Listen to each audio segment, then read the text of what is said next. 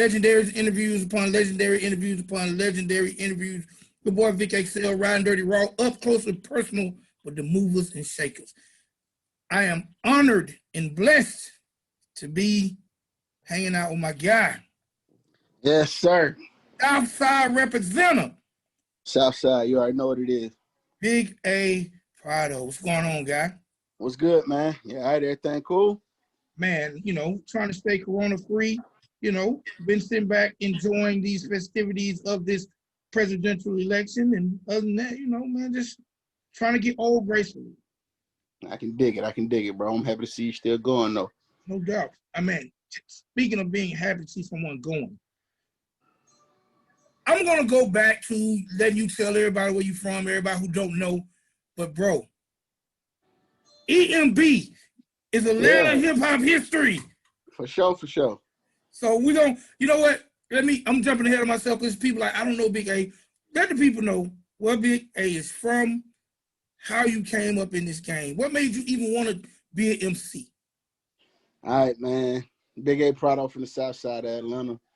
You know, College Park, to be exact. Clayco residing now. I always wanted to do music, man. You know, I grew up loving music, so I always knew that I would do something in that field, and sure enough, that's what it took off to be. So now I'm here, still going.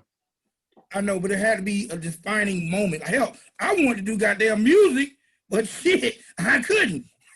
How did you know you had talent? Just freestyling. Just started freestyling early on, listening to other people's beats and just freestyling and, you know, putting it together. And then when I wrote my first song, I was like, oh yeah, I can get used to this. Okay. And then seeing people's reaction to what I wrote, like almost mind blown, like, damn, you wrote that? You got to keep going. All right, now, being that early, or especially in my era, the ATL was known for booty shake, fast, up tempo, and Big A has never ever been on that. But I tell people all the time, being from Atlanta, we don't have to like booty shake music. We can just admire the ladies that dance to it. What made Big A not just be the average rapper? Because you are not the average ABCD rapper. For sure. I grew up listening to the legends, man. You know what I'm saying? And even though the South was predominantly known for bass music, I was always into more underground music as well. Like, you know what I'm saying? Even though the Ghetto Boys wasn't underground, but they was underground. You know what I'm saying? Like Ghetto Boys, the 3-6 Mafias, and the Kingpin Skinny Pimps, the Player Flies, of course, the Outkast, the whole Dungeon family, the Goody Mobs. I was into all of that, the Tips, all of that. So it wasn't just booty shaking for me. Like, I tried to explore outside of just that element. Okay, now, after you start freestyling and getting heavy into writing, at what point did you take it serious? Because it had to be a point where you say, you know what, I'm good at this. People really dig what I do. Now I got to pursue going to the studio and make this a career. Yeah. After I wrote my first rap and I was just rapping it, you know what I'm saying, to a table to a beat on the table and shit, I always wanted to go record. So we started bootleg recording and doing all that stuff, me and my crew. And then as time went on, I need to go to a professional studio. I went to a professional studio. I got like 2 hours of studio time, and I hated paying for studio time. So I just ran up some street money, some dope money, and went and invested into a studio. You know what I'm saying? And then I started recording professionally. That's just how it went. But whenever I started getting recognition for the music, I would say one day I was just laying downstairs after I had the studio. I was recording a bunch of music, had a bunch of music, bunch of dope music. And then we made Money Machine, and we had that for a minute. And then one of my homeboys, Fletch, was just like, bro, come on, we got to start going to the club. So we started going to the club, and from there, everything went up. All right, now you said we made Money Machine.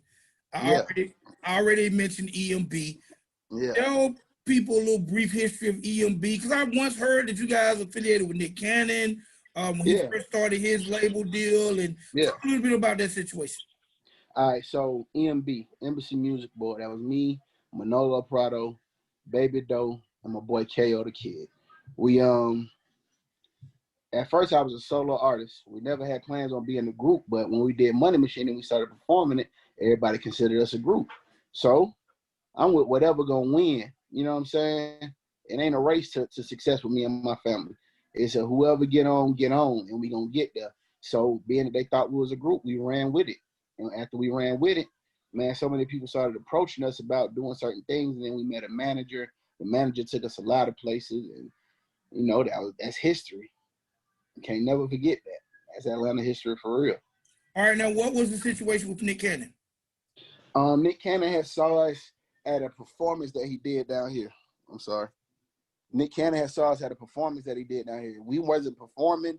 We wasn't doing nothing. We was just there as just onlookers.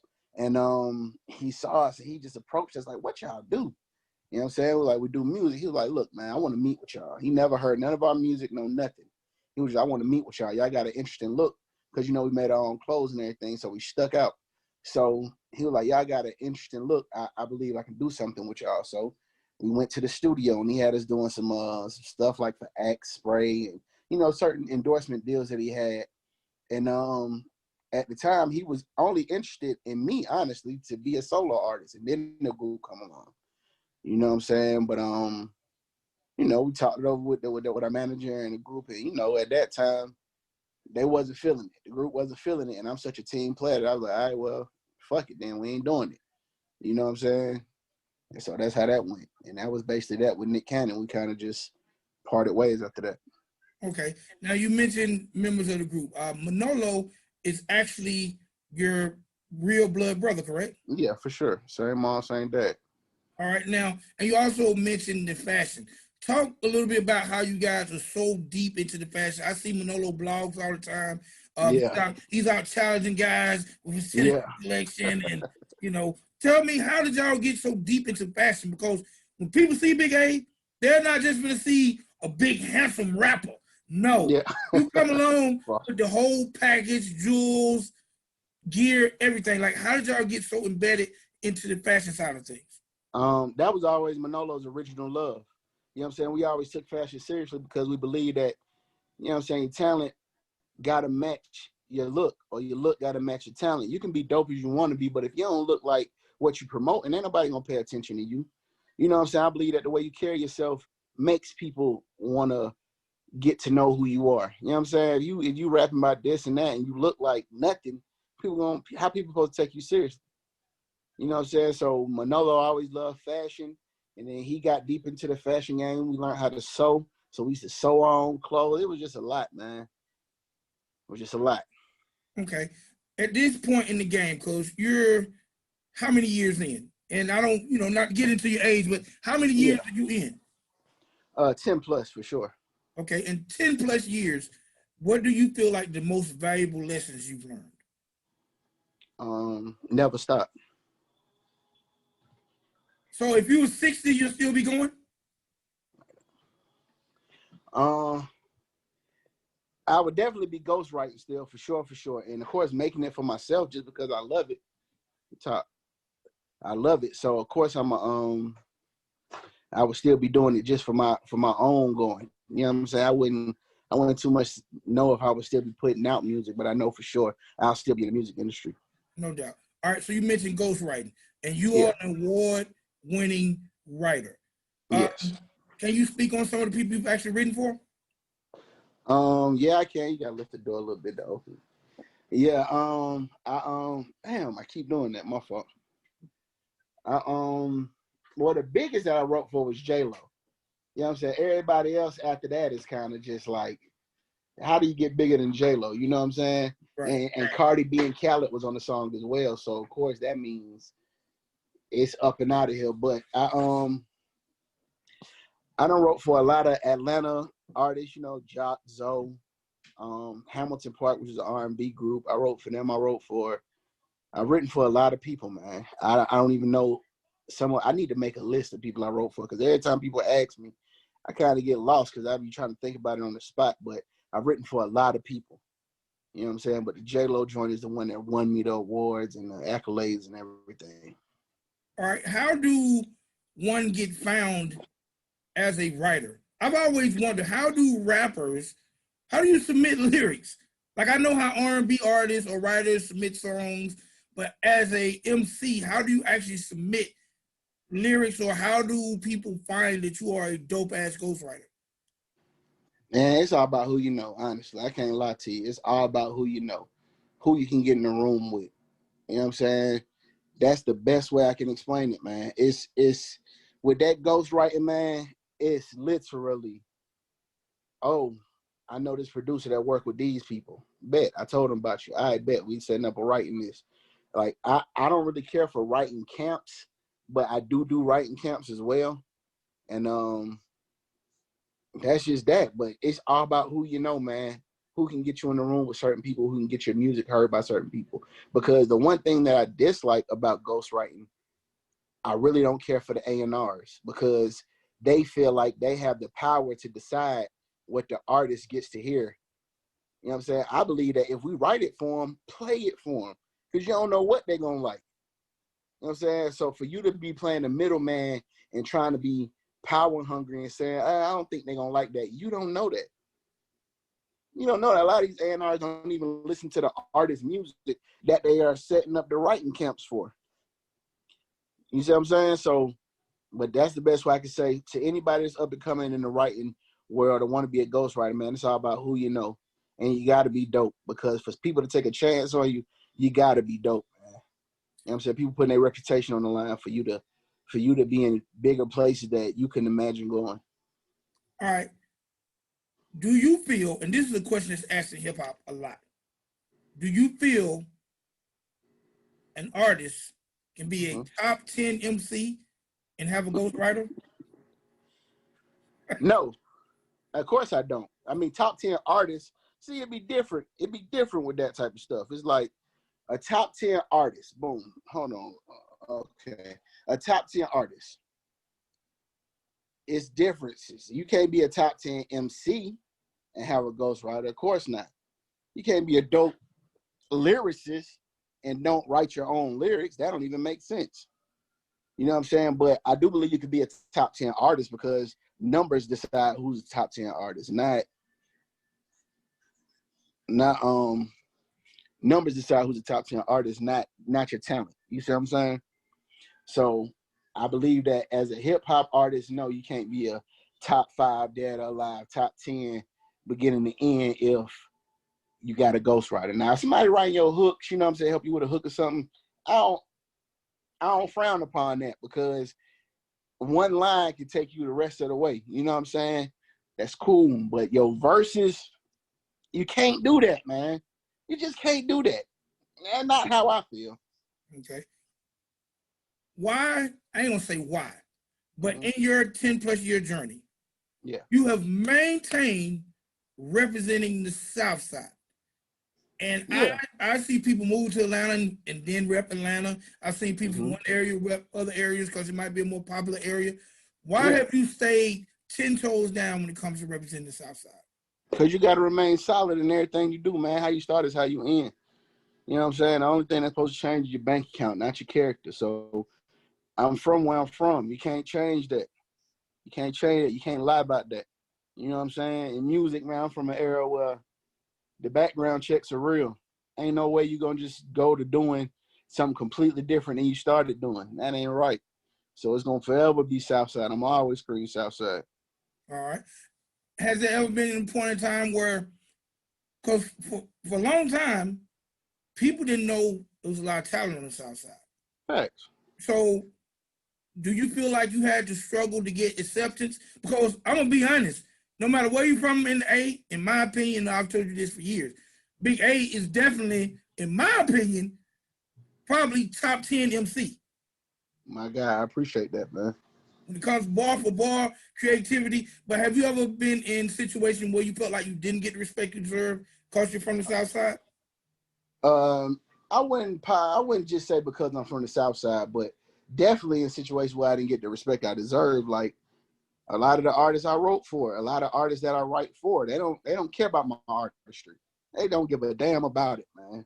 They don't give two shits, Vic. They don't care, bro. Oh, you rap? That's what's up. That shit dope. Let's write this shit for these people. They don't give a damn about me being an artist. You know what I'm saying? That's the struggle that I've had most of my career. Is me getting the respect as an artist, but it always end up being that the same people that didn't give a damn about me being an artist gotta recognize me now. You know what I'm saying? No matter how much they try to avoid it, they gotta big it up. Like, boy, I see you doing your thing. Yeah, yeah. I'm sure you do. You know what? It's probably, if I'm an A&R and I'm just playing devil's advocate. If I'm an A&R and you just wrote these bars for my artist, my flagship artist, I can't like you. I just can't like you because you're better than my guy because you made him good. Facts. That's what it is. Seen it a million times, Vic. And you know what they hate the most is whenever everybody that hear that one, I'm gonna tell you something, man. It's been times where I only wrote 4 bars or something. And when them 4 bars get said, they say, ooh, that was hard. You know what I'm saying? So I'm going to always try to give an artist something that's going to stick out to the listener or to the consumer. Like, that's just hard. You can't deny it. That's hard. Yeah. Is it harder to ghostwrite for women than men, or it's the same? It's harder to ghostwrite for women, of course, because I'm not a woman. So the things that I rap about for a woman is like just what I'm thinking as a man. So whenever I write for women, I make sure I get to know the artist. Got to get to know the artist. I don't believe that anybody can write for somebody and not have some kind of knowledge of who the person is, or else you just writing in the blind. And then that's not how hit songs are created to me, because I believe the listeners want to hear a tad bit about some personal, even if it's a flashy song or something. They still want to know something about you in the song. You know what I'm saying? So yeah, it's definitely harder for women. Yeah.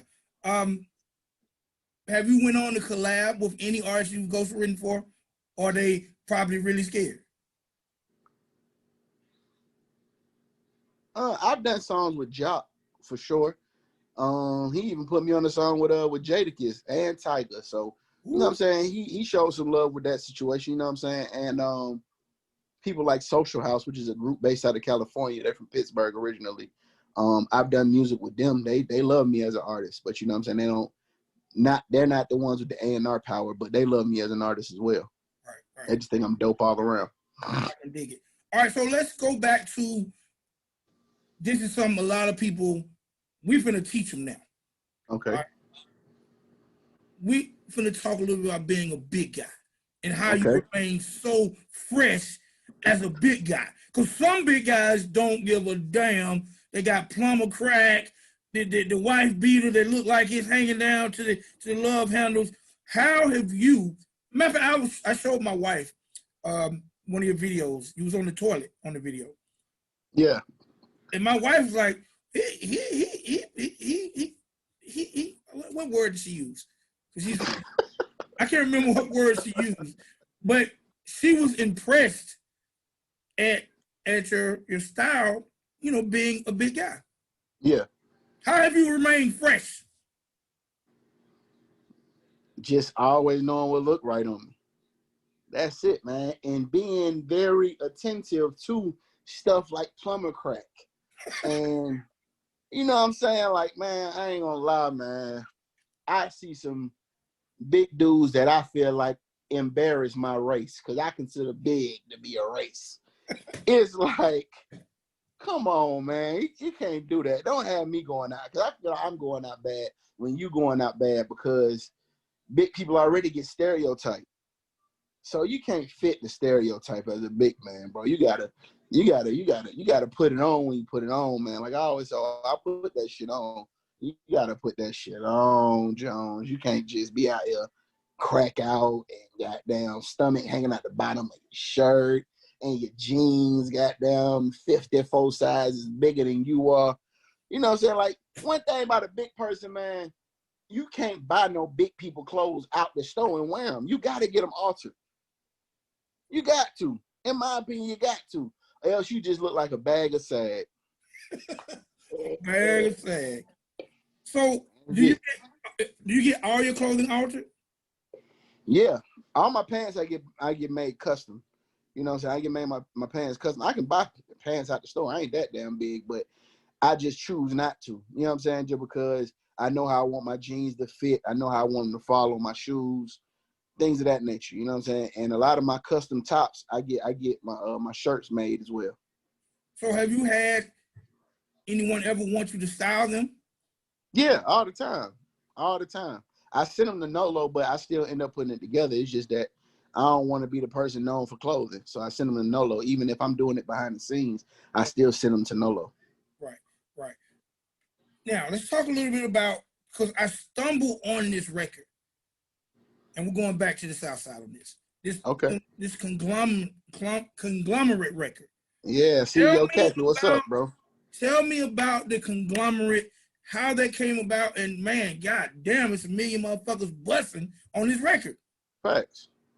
Facts. Okay, so Respect My Conglomerate, put it together by my boy CEO Khaki, which is one of my managers. He put it together. He years ago he did this song called Clayco Bound, where he did a lot of artists for Clayton County. This is before I even knew him, so he didn't even have me on the song. So when he met me, he was like, "Bruh, I can't believe I didn't have you on that damn song. I can't believe it." And so as years went on, that was years ago, and then years went on, and he put together Respect My Conglomerate. He was like, "It's time for me to do another one." So he got a bunch of dope ass artists on it, and we put it together and shot it right outside my house. Oh, really? Yeah. Yeah, man, that thing has, man, School G, man, that is one of the dopest records I've heard in a long time. Everybody came with it. Did you feel like you had to challenge yourself to be on a record with so many dope artists? Nah, I don't think like that too much. Like I'm gonna spit what I feel like fits the record. I don't really care about what nobody else talking about on it. I do care, but you know what I mean. Like I'm not in competition with nobody on the song. If you're gonna stick out, you're gonna stick out. You know what I'm saying? So I wanted to do a verse on that represented a conglomerate. Let it be known, like, yeah, we in here together. It's not about spitting the bars that's gonna make people like, ooh, ah. Sometimes it ain't about that. Sometimes it's about coming together as a union and popping your shit. No doubt. All right, so you got a project dropping really, really soon. Yeah. Let's talk about this project, Dro. Dro, the real one. Acronym for the real one. Dro, D-O, the real one. It's just some songs I put together, man. It's not even, I don't say it's an album, I say it's an EP because it's just something for people to pop in and just jam to. It's not even like, when I get in album mode, you're gonna know. You know what I'm saying? Like, it's a dope project, but it's not, I'm gonna get in my bag on an album, you know what I'm saying? But Dro was the leading single off of it as well. Dro, that's doing real good out here right now. I don't know if you saw the video, but the video is doing real well right now on YouTube and things of that nature. But that's just what it is. Got some good features on there. It's just a good ride. You'll hear it. It's only 21 minutes, 10 songs, 21 minutes. Okay, now I noticed that you got is it KO from EMB on the joint? Nah, KO ain't on there. No, you have some. Who do you have from Doe. EMB on it? Doe. Okay. Doe.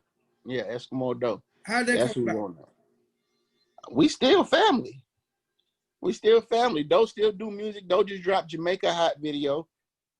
That's hard. You gotta look that up. Doe still doing his thing. So it's still EMB. Shit. Ain't nothing changed. It's still EMB. That's still the label. That's still everything. So Doe over here every day and we just working. Okay, no doubt. Man, I'm glad to see y'all still holding the brotherhood together. For sure, man. If I start with him, I'm gonna finish with him, man. We're gonna get through anything when you family. If you could change anything at this point in your 10+ year career, anything about the game, what would you change? Anything about the game I've been through, or anything about the game and how it is? Both. Anything in the game that I've been through that I would change is I got a story I could say I would change. I'll tell that one second. But as far as in the game, the one thing that I would change is people not being afraid to take a chance on talent. That's it. Like, I feel like it's not enough of that going on. It's just people it's like you, before you get recognized, you have to do all the hard work and they still take a bigger percentage than you. So it's like, what part of the game is that? Yeah, You know what I'm saying? So it's almost like labels, They want to just take the artists and plug them in. Yeah, facts. They want you to already have 10, 20, 100,000 followers on every form of social media. You need to be got X. It's A&R is not what A&R used to be. At all. I think A&R now is somehow you got cool with somebody who gave you a job, or maybe you searched the web well and, you know. All right, you intern for 5 years, you can be A&R. Yeah. So, you know what I'm saying? But and the one thing that I would change in my personal experience is this one time we went to LA as a group.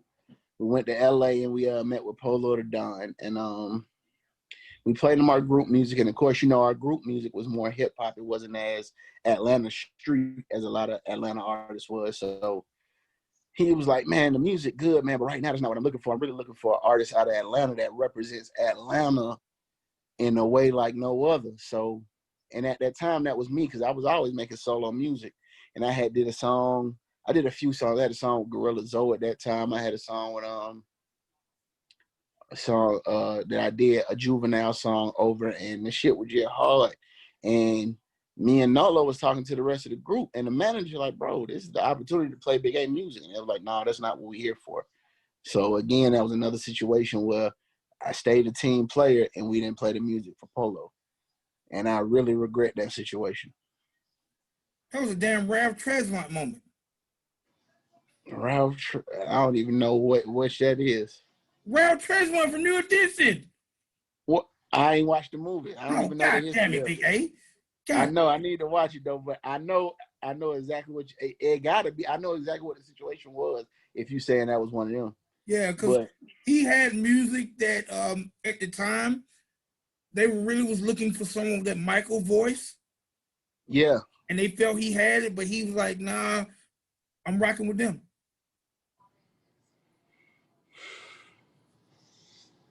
Well, it was that, man. I know it was that because Polo would have loved that shit.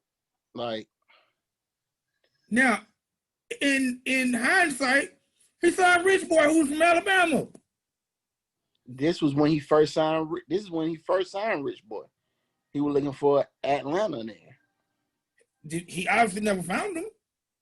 He signed Yaki, Pop Lord. Okay, we're gonna leave that there. Okay. I mean, yeah, we're gonna leave that there, but that's what I'm telling you. That's what he ended up signing. Okay. So, what type of ladies do Big A like? Do you like small, petite ladies? Do you like Lizzos? I like all kind of women, bro. I ain't gonna lie to you. It ain't no boundary on the type of woman I like, honestly. You know what I'm saying? As long as she love herself, I can rock with her, but she got to be attractive, of course. But she got to be cute. Definitely. I mean, she do. That's just definitely, and that's just how it go. Like, I don't want to say I'm shallow, but shit, you got to be cute. Well, you know, beauty is in the eye of the beholder. She might That's be true. She might be cute to you and not cute to Manolo. Now that's a fact. That's an absolute fact. But like you said, the beholder. So whenever my eyes see it and I think it's cute, and we gotta our energies gotta match, man. Like reciprocity is the biggest thing to me whenever it comes to these women, man.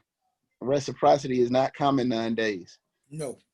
It's not. It's not common. So single till then. What is a fun fact about Big A that no one or people will be surprised to know?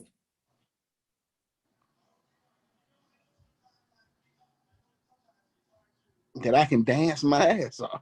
This? Yeah. I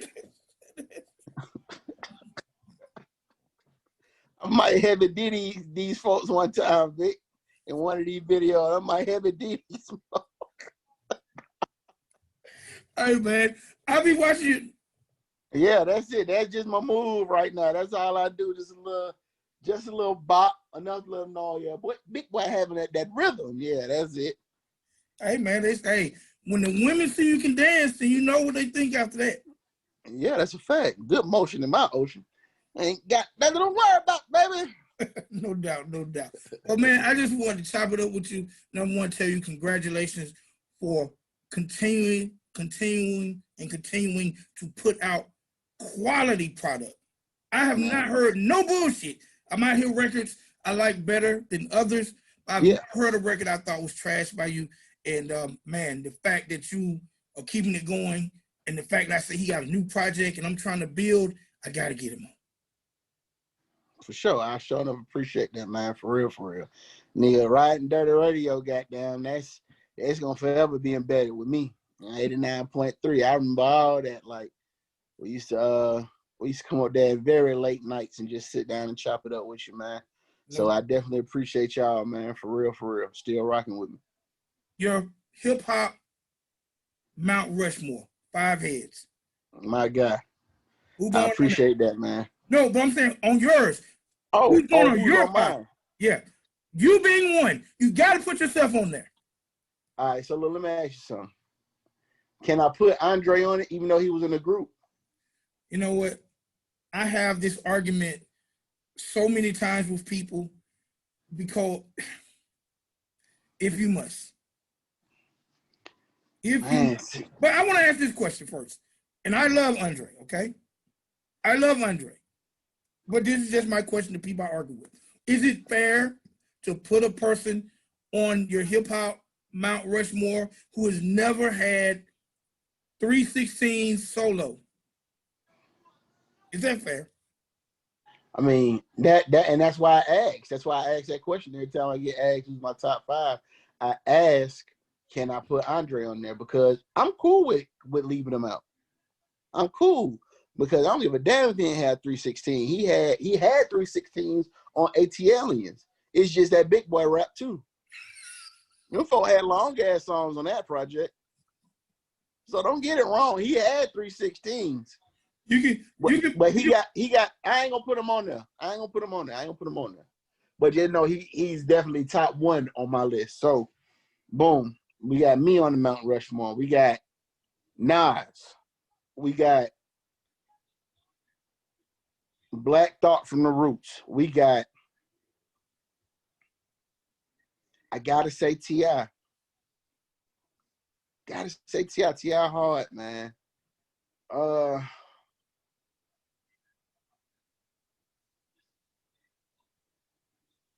trying to think. Do I have? See, CeeLo would be on there too. But of course, CeeLo ain't. I'm just letting you know, CeeLo would definitely be on there.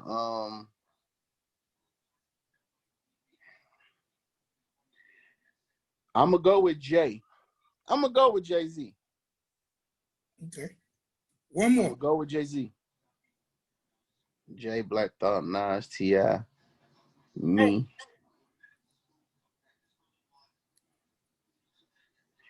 Ooh, who would be my 5th? Well, y'all talking about major artists, right? No, it doesn't matter. Oh, I go Manolo first and Al Gator. Ooh, Al Gator. Gator the man. You know, me and Al Gator got plenty of music together. And that's my dog. I see he's back spitting. I need to talk to him. Oh, say less. He'll be back soon. I see he's back spitting. Man, Gator's always came through. Why would you saying Gator? I gotta ask this before I let you go.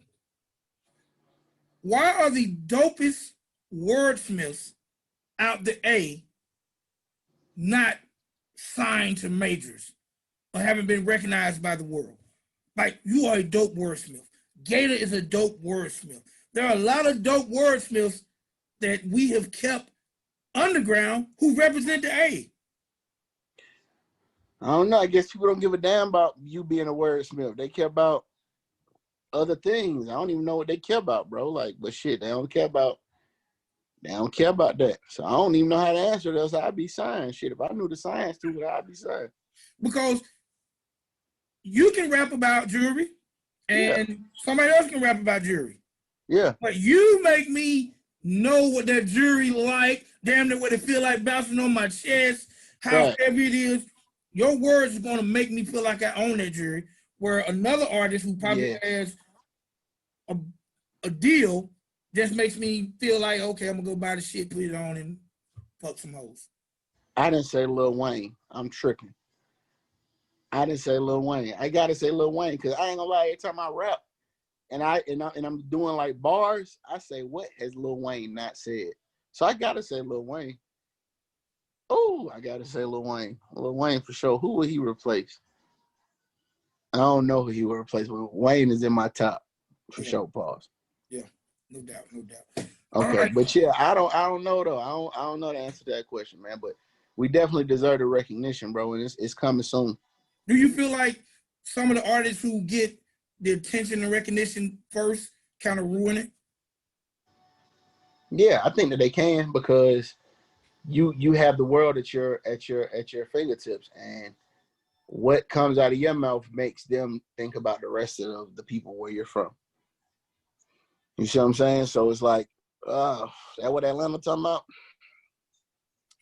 Moving on. You know what I'm saying? Yeah.